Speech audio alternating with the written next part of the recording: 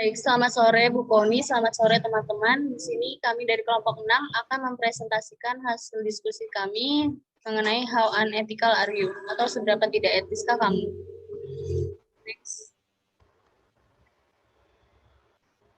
Sebelumnya, saya akan memperkenalkan anggota kelompok kami, yaitu yang pertama ada saya sendiri, Zahra Wulandari, lalu Muhammad Vito, Helena Tias, dan Niluh Silvani.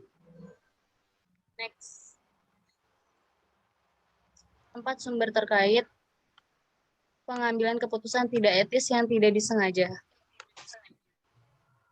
Next. Sumber 1, prasangka implisit, bias yang muncul dari keyakinan bahwa sadar.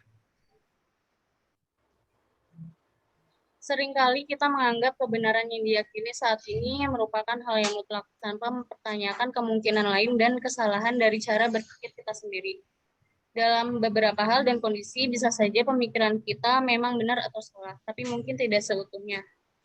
Kebanyakan orang yang berusaha berpikiran adil, berusaha untuk menilai orang lain sesuai dengan kelebihan mereka. Tetapi penelitian kami menunjukkan seberapa sering orang menilai sesuai dengan stereotip dan sikap bawah sadar. Hal tersebut berakar pada mekanisme dasar pemikirannya. Next.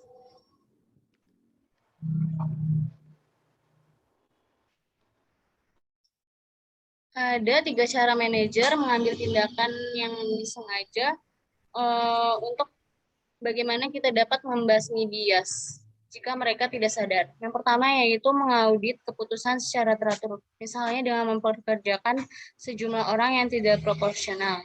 Lalu yang kedua, mengekspos diri ke lingkungan non-stereotip. Contohnya jika suatu departemen dalam perusahaan terdapat pemimpin berjenis kelamin laki-laki, maka perusahaan tersebut dapat mencoba untuk merekrut seorang wanita untuk menjadi pemimpin dalam departemen tersebut. Karena bias gender dalam perekrutannya sekarang telah menemukan titik terang di mana karyawan perempuan sudah bisa mengisi posisi penting di perusahaan atau organisasi, yang mana kompetensi yang diakui sederajat dengan karyawan pria. Lingkungan kerja sebenarnya penuh dengan bias yang tidak disadari dan pertimbangan opsi yang berlawanan dengan intuisi. Dalam hal ini, keputusan dalam proses rekrutmen juga termasuk dalam keputusan yang sering tanpa sadar diambil oleh adanya bias. Bias yang tidak disadari dapat menghambat keberagaman upaya rekrutmen, promosi, dan tingkat retensi di perusahaan. Oleh karena itu, faktor yang tidak diketahui, bias memiliki banyak efek yang negatif bagi perkembangan perusahaan. Next. Selanjutnya akan dilanjutkan oleh teman saya. Baik, saya Helena Tias Puspita Wardani akan menjelaskan tentang penyebab bias tidak sadar, yaitu ada 3.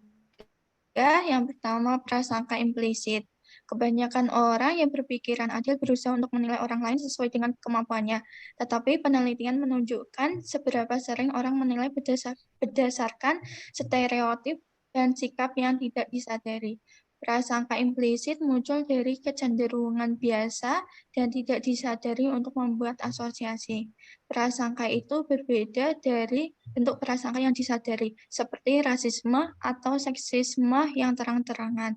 Yang kedua, ada favoritisme dalam kelompok, seperti memberikan bantuan kepada orang-orang dengan latar belakang yang sama, secara efektif mendiskriminasi mereka yang berbeda, mempertimbangkan potensi biaya, menawarkan bonus kepada karyawan yang merujuk teman mereka untuk lowongan pekerjaan, seperti karyawan yang mungkin tidak berhasil tanpa favoritisme dalam kelompok. Yang ketiga, ada kredit yang berlebihan. Sebagai besar dari kita menganggap diri kita di atas rata-rata. Dan kontribusi terbesar, masing-masing mulai berpikir yang lain tidak menarik beban mereka. Itu membahayakan kolaborasi di masa depan. Ini juga membuat frustasi pekerja bakat yang mungkin mengundurkan diri karena merasa kurang dihargai. Next. Berikutnya ada solusi untuk menangkal bias. Yang pertama, mengumpulkan data yang lebih baik. Langkah pertama untuk mengurangi bias bawah sadar adalah mengumpulkan data untuk mengembang dengan intuisi. Pertimbangan kejutan banyak orang untuk mengetahui bias gender dan ras mereka sendiri. Membongkar adalah strategi sederhana yang harus digunakan manajer secara rutin untuk mengevaluasi klaim mereka dalam tetapi mereka juga dalam situasi apapun di mana anggota tim atau bawahan mungkin selalu menuntut. Yang kedua, singkirkan tempat kerja Anda dari isyarat stereotip masyarakat. Penilaian itu terjadi karena kecenderungan untuk menggeneralisasi tanpa diferensiasi. Pikirkan tentang asosiasi yang mungkin bias di tempat kerja. Apakah mungkin dinding ketenaran dengan foto orang-orang berprestasi tinggi yang semuanya dicetak dari cetakan yang sama. Ketiga, ada perluas pola pikir Anda saat membuat keputusan dengan menerapkan selubung ketidaktahuan yang menyatakan bahwa hanya orang yang tidak mengetahui identitasnya sendiri yang mampu membuat keputusan yang benar-benar etis. Menggunakan daftar nama yang luas memiliki beberapa keuntungan. Yang paling jelas adalah bahwa bakat mungkin muncul yang mungkin diabaikan, tetapi sama pentingnya tindakan mempertimbangkan pilihan kontras stereotipikal pada tingkat sadar dapat mengurangi bias implisit. Berikutnya akan dijelaskan oleh rekan saya. Baik, terima kasih. Sebelumnya, perkenalkan nama saya Muhammad Tito. Saya akan menjelaskan apa yang sudah dijelaskan sebelumnya tadi, yaitu favoritisme dalam grup atau bias yang menguntungkan grup Anda.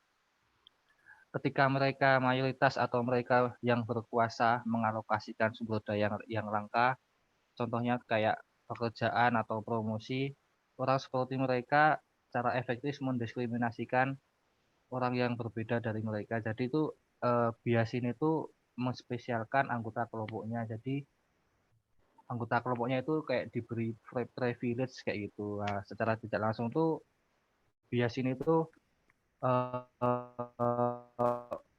membedakan yang bukan anggota kelompoknya kayak gitu. Favoritisme dalam kelompok yang kuat ketika anggota memberikan keuntungan yang jelas seperti yang terjadi misalnya di antara orang kulit putih dan kelompok sosial dominan lainnya ini mungkin lebih lemah dan atau tidak ada orang-orang keanggotaan yang menawarkan sedikit keuntungan sosial. Jadi beragam tugas manajerial mulai dari perekrutan, pemecatan, promosi hingga layanan kontrak dan pembentukan kemitraan kandidat minoritas yang memenuhi syarat secara halus didiskriminasikan. Terkadang hanya karena mereka minoritas, jumlah mereka tidak cukup untuk melawan kecenderungan pilih kasih dalam kelompok mayoritas. Next. Selanjutnya ada kredit berlebihan atau bias yang menguntungkan Anda. Bagi kaum-kaum yang sukses untuk memilih pandangan positif tentang diri mereka sendiri, tetapi banyak penelitian menunjukkan bahwa mayoritas orang beranggapan diri mereka di atas rata-rata dalam berbagai ukuran, mulai dari kecerdasan hingga kemampuan mengemudi, tidak terkecuali para eksekutif bisnis. Kita cenderung melebih-lebihkan kontribusi individu pada kelompok yang ada, cenderung mengarahkan pada rasa berhak yang berlebihan. Kita menjadi penerima manfaat yang berulang dari bias bawah sadar ini. Semakin kita hanya memikirkan kontribusi kita, semakin kurang adil kita menilai orang lain siapa bekerja. Jadi itu kalau bias ini tuh lebih ke menguntungkan diri ya. Contohnya ini. Demikian juga dalam bisnis, mengeklaim terlalu banyak kredit dapat mengacaukan aliansi. Ketika masing-masing pihak dalam kemitraan strategis mengeklaim terlalu banyak kredit untuk kontribusinya dan menjadi skeptis tentang apakah pihak lain melakukan bagian yang adil. Jadi itu kalau kita menjalin hubungan bisnis kayak kerjasama kemitraan kayak gitu, kontribusi masing-masing tuh harus adil. Kalau nggak adil tuh nanti salah satu pihak akan mengurangi kontribusi mereka untuk mengimbanginya. Kalau ada salah satu yang merasa kontribusinya lebih banyak, dia akan mengurangi kontribusinya supaya imbang. Nah, ini akan memiliki dampak yang jelas bagi kinerja perusahaan patungan. Selanjutnya akan dijelaskan oleh teman saya. Baiklah, saya akan melanjutkan presentasi selanjutnya. Di sini saya akan menjelaskan sumber 4, yaitu benturan kepentingan, bias yang menguntungkan mereka yang dapat menguntungkan Anda. Semua orang tahu bahwa konflik kepentingan dapat menyebabkan perilaku korupsi yang disengaja. Konflik kepentingan adalah potensi yang jika tidak dikelola dengan baik akan mendorong pejabat publik mengambil keputusan yang tidak berdasar pada kepentingan publik.